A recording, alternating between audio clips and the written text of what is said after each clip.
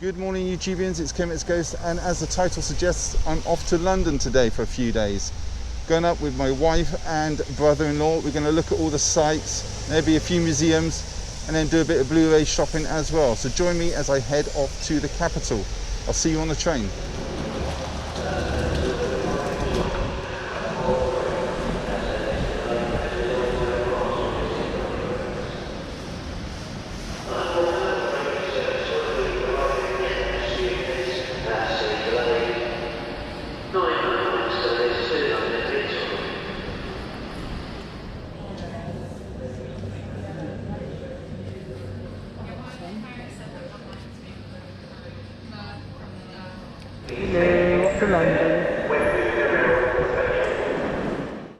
So through the ticket receptacle thingy and onto the station platform. The train is actually running about 10 minutes late, but here it is. So we're going to go and find a seat and hopefully get a little table, which we do because there's not many people on this train today.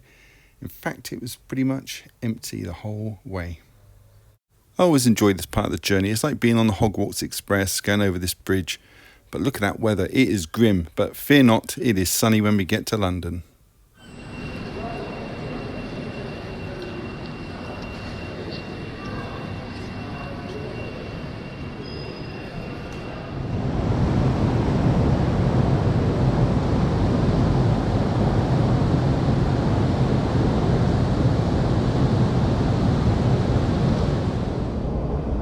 And at this point we are now headed to our hotel, so we've got to get the tube to Euston.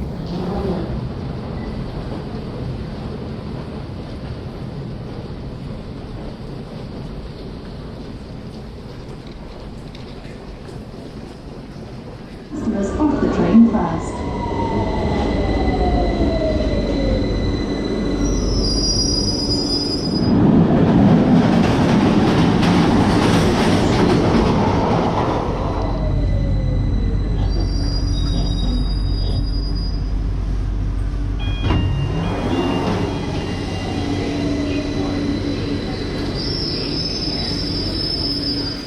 So this is the Royal National Hotel, located in Bloomsbury, central London, and it's the largest hotel in the United Kingdom by number of rooms, numbering 1,630.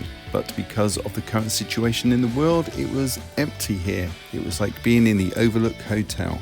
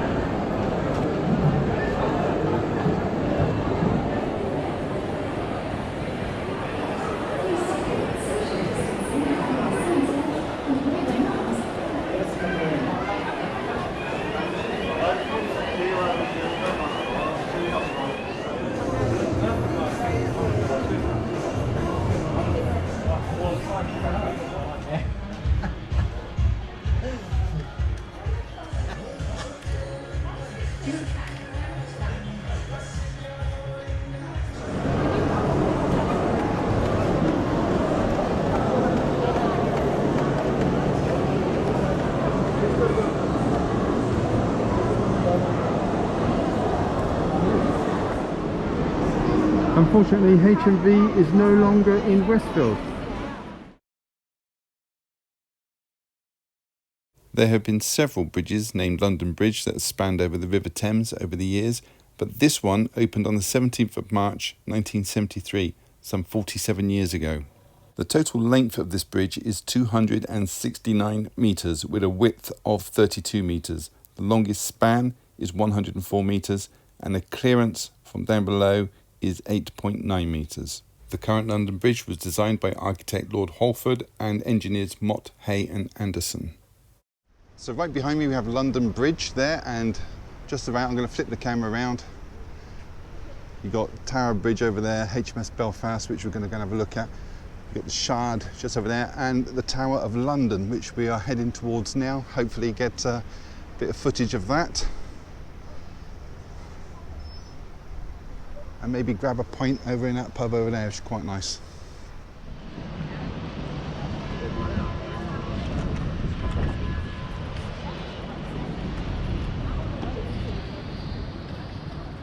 So this is the entrance to the Tower of London, where the crown jewels are held.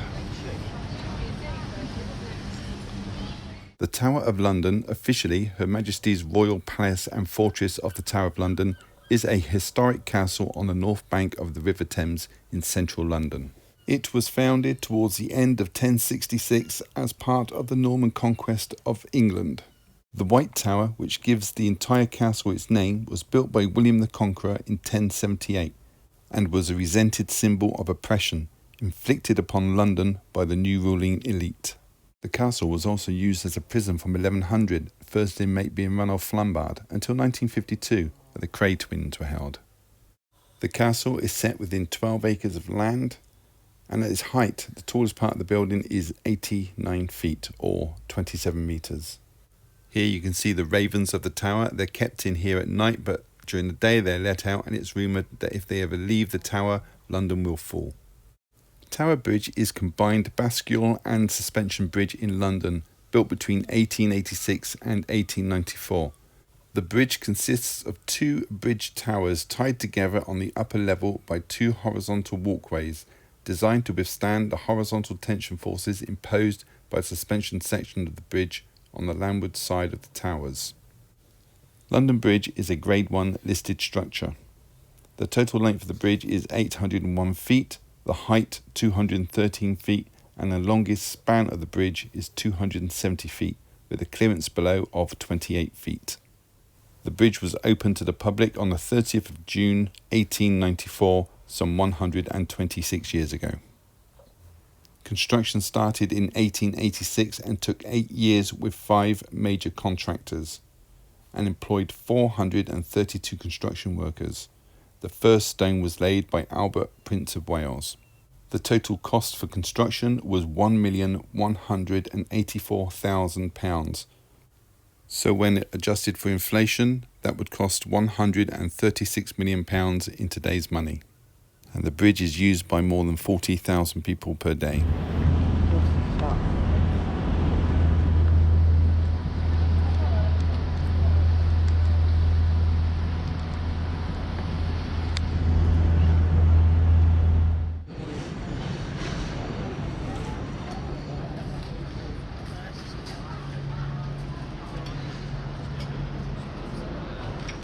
So we've just stopped off at a little pub on the embankment, and I've ordered myself some fish finger sandwiches and a nice Diet Coke. So we'll have a look when it comes if it's worth the money.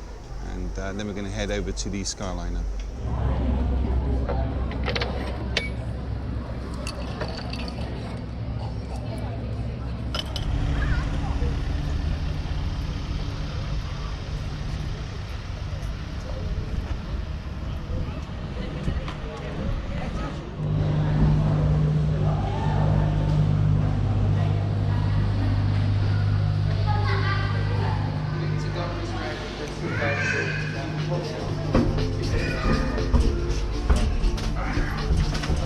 And we're off at tremendous speed. So this is the Emirates airline cable car. It was built by Doppelmayr with sponsorship from the airline Emirates. The public opening took place at noon on the 28th of June 2012, almost a month before the opening ceremony of the Olympic Games. It's reported that a total cost of the project was around £60 million, of which £45 million went towards construction. It's estimated that the service can carry 2,500 people per hour. There are a total of 36 passenger gondolas, of which 34 are in use at any one time, with a maximum capacity of 10 passengers each. All passenger gondolas are ready for disabled persons using wheelchairs, including ones with leg rest extensions.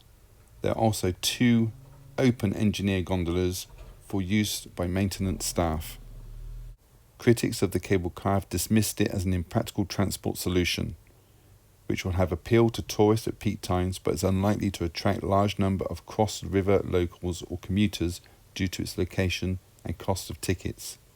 Boris Johnson, the former mayor of London, has said the cost of the scheme would not be underwritten by taxpayers.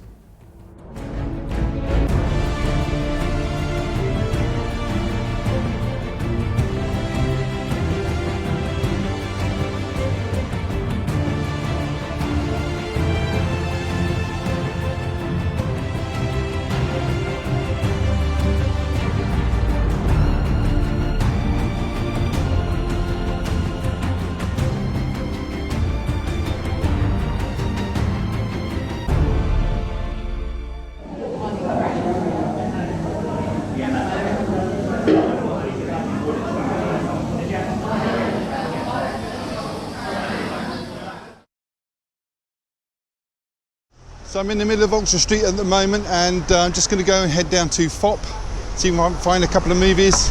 And there's a couple of CEXs just around the corner as well, so we'll pop in there and see if there's anything new I can pick up.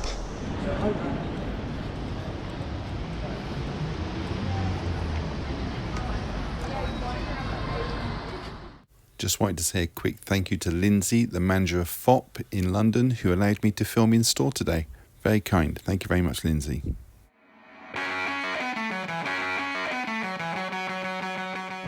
As you can see, FOP have some great t-shirts. I know they're part of HMV, but I do like the t-shirts they have in this store.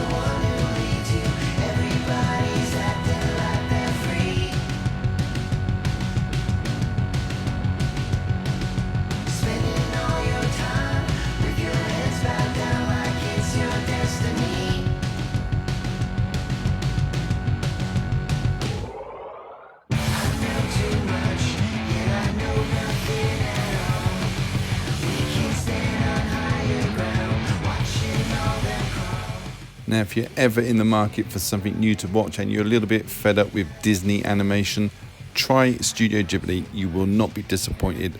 Fun, exciting stories and great animation.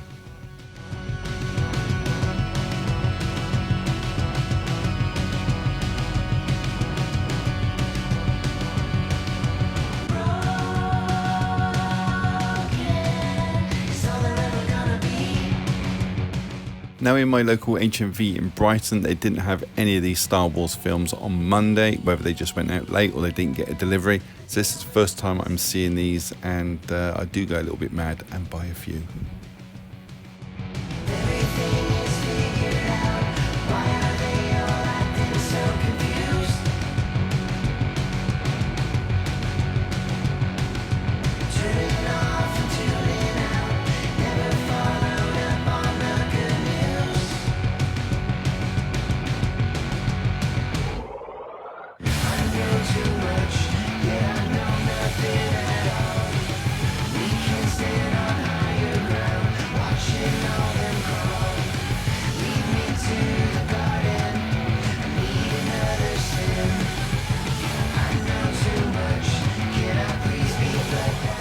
Don't actually think I have any Charlie Chaplin films in my collection, so I must get this box set at one point.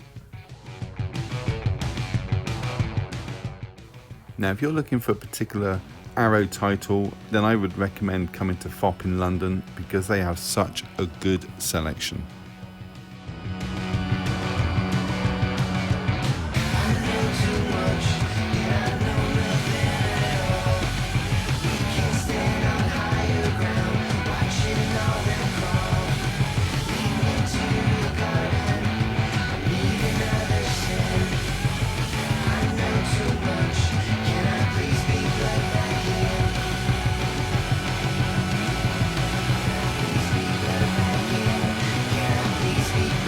We're now going to be headed to Camden Market.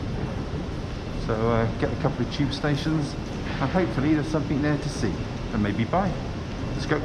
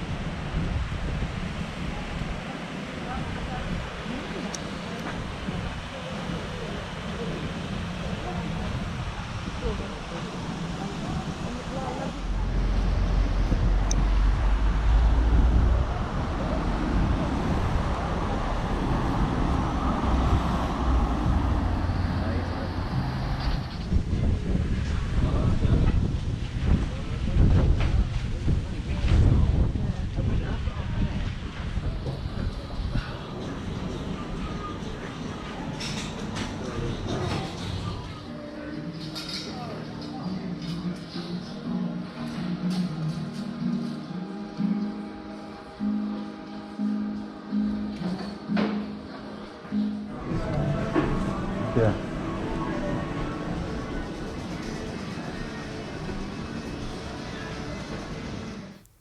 The stables market was owned by Bebo Cobo and Richard Caring and Elliot Bernard of Chester Partners until 2014.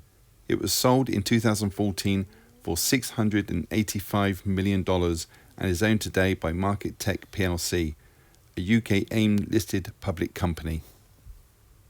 Many of the stalls and shops are set in large arches in railway viaducts.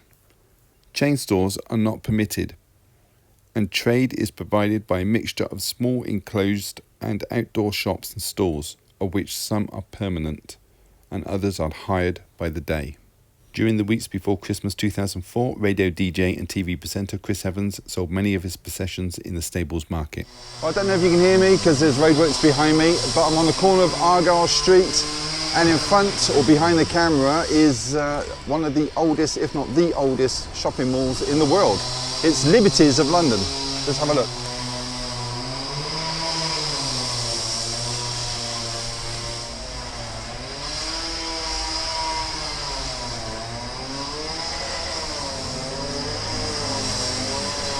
This is London Palladium, which opened on the 26th of December 1910, 110 years ago.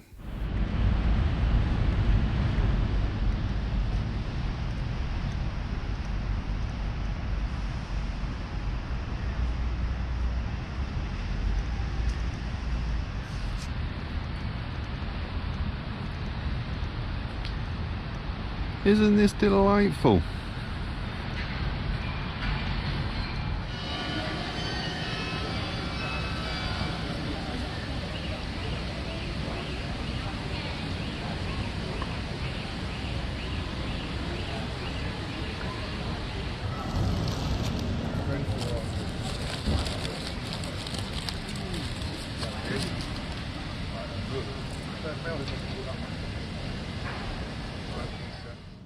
So I noticed while sitting down for my McLatte, not a sponsor, that they had these statues all around Leicester Square. That was Gene Kelly singing in the rain. Further up, the shop in front with the yellow banner is the M&M store, and I believe that's the biggest one in the world. And here we have Mary Poppins doing her thing. A little bit further in, we have Charlie Chaplin himself. I don't know if this is to scale. If it is, he was only a little fella. And then we have Mr. Bean staring at the people on the bench. As I was leaving the square, I did notice too that I missed when I didn't have my camera. There was a Batman. Oh, there's Lauren Hardy up there. But there was also a Batman on top of the cinema. And there was a Paddington bear that was next to a couple. And here we have Bugs Bunny to end it. There is the National Gallery, established in 1824, 196 years ago. And we are standing in Trafalgar Square, which was redeveloped by John Nash, but didn't open till after his death in 1844. Here we have Nelson's Column, which construction started in 1840 and took 3 years to complete. The structure stands at 169 feet 3 inches. And next we have the mounted troopers of the Household Cavalry on duty at Horse Guards in Whitehall. A short walk down the street and you will find Downing Street, the official residence and offices of the Prime Minister of the United Kingdom and Chancellor of the Exchequer. Just a few minutes walk from the Houses of Parliament, Downing Street was built in the 1860s by Sir George Downing. Well, you may not be able to make it out, but on the opposite side of the road, covered in scaffolding, is Elizabeth Tower, and up at the top of the tower is Big Ben. The tower stands at 96 metres in height. Now, I'm not sure why, but I'm glad they do. London has a statue of Abraham Lincoln, the best president ever. And this impressive building here is Westminster Abbey. Used to be a Roman Catholic church, but now it is Church of England. It was founded in 960. That is 1,060 years ago. It is of Gothic style, stands at 101 feet tall, has 2 towers and 10 bells. And apparently the nave width is 85 feet, whatever that means. Hooray! Back at Victoria Station. Trip is over, back on the train on the way home, and I'll show you what I got when I get back.